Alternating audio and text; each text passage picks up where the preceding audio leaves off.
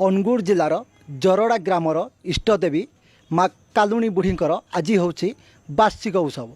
प्रत्येक वर्ष भाद्र मास शुक्ल पंचमी तिथि ये पूजाटी पड़ी थाए। तो आज से माँ बुढ़ी कालुणी बुढ़ींकर वार्षिक उत्सव आपण मैंने देखिथे कोरोना कटना को आखि रखी विगत 2 वर्ष है पूजा को संपूर्ण भाव में निषेध करा जायछि, किंतु बिना भक्तरे माँ पूजा पाउछंती तांको कमिटर सदस्य मानू नहीं। तो आज आम गहन जड़े भक्त अच्छा से तांकर जो केमिति तांकर माँ महिमा से आज कहे। आसतु सीधा सड़क पचारा से भक्त को से कौन माँ महिमा कहे, कौन कहे से माँ महिमा?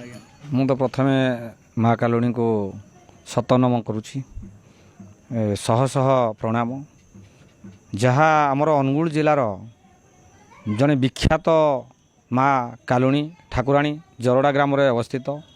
जदि जी अंगे न लिभे तांकर महिमा से जानीपारे ना। मु मोर निजे अंगे लिभे कथा कहूँ। मोर गोटे bike T passion plus T थिला 6-7 वर्ष तले एवं मोर बाइक टी हजि जाइथिला। मु कांदी कांदी माँ ठाकुराणी को बहुत नेहरा ही मु स्मरणा करी कहली, माँ मोर गाड़ीटी को जमीती हेले मते फेरई दे एवं मते दिने भितर फेरई दे माँ।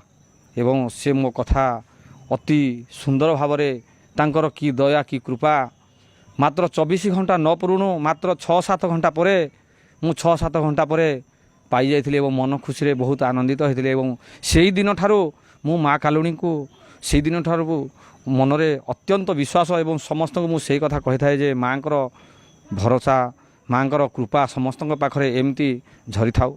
केवल कटकणा पई कोरोना कटकणा पई विभिन्न प्रकार भक्त सबुआड़ू आसी पारु नाहांती। किछि भक्त निश्चित भाव में निराश होइथिबे, किंतु समस्त को मु मध्य अनुरोध करी समस्ते घरे थाई कोरोना कटकणा मध्य मानी से माँ कालुणी ठाकुराणी को पूजा अर्चना करंतु। समग्र अनुगुल जिले में यही माँ पूजा माँ को समस्ते भल भाव मानती एवं माँ आमर समस्त मनोकामना पूरण करती। तेणुक लोक मानकर बहुत आस्था यही माँ को ऊपर अच्छी। तापरे यही 2 वर्ष है आमर कोविड महामारी जो आमर पूजाटी हो पारुनी। मन भक्त मानकर मनोवांछा पूरण हो पारुना तो माँ को दर्शन करने। तेणुक आमे माँ पाखरे प्रार्थना करूँ कि यही महामारी केमिति जल्दी जाऊ आमर जमी पूर्व पालन हो आसुला से मंदिरटी आमे पूजा करि पारिबु। परिचय मुझे जरड़ा ग्राम बासिंदा रमाकांत सिंह पूजक।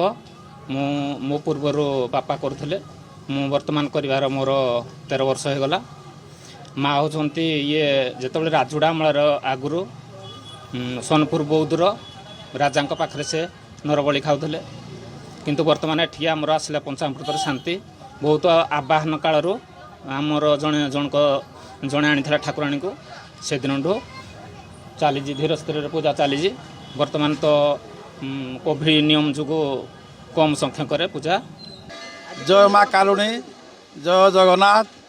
आम अनुगुल जिलार जरड़ा ग्राम प्रतिवर्ष भाद्र मास कृष्णपक्ष पंचमी तिथि ए पूजा पालित बहुत वर्ष पूर्व पालित हो आसूँ। ए वर्ष सरकार कोविड नियम को पालन करी आम पूजाटी करुचु।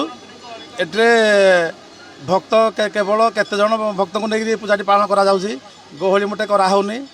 आउ माँ पूजा ये आखपाख अंचल विख्यात, तथापि सरकार नियम को लेकिन आम कौन से लोक को डाकिनु। ये खूब कम लोक पूजक एवं ग्रामर 4-5 जन ग्राम कमिटी सभापति सेक्रेटरी और ग्राम कमिटी को लेकर पूजाटी कराऊँगी। मो ना दिव्यलोचन साहू। आज्ञा ये तो आमर बहुत दिन पूजा माने आदिम काल ग्रामवासी मैंने पूजा कर बहुत आडंबर भाव में पूजा होता, किंतु यही वर्ष आ गत वर्ष 2 वर्ष जाक आम कोविड कटकणा आम ठीक पूजा करूँ।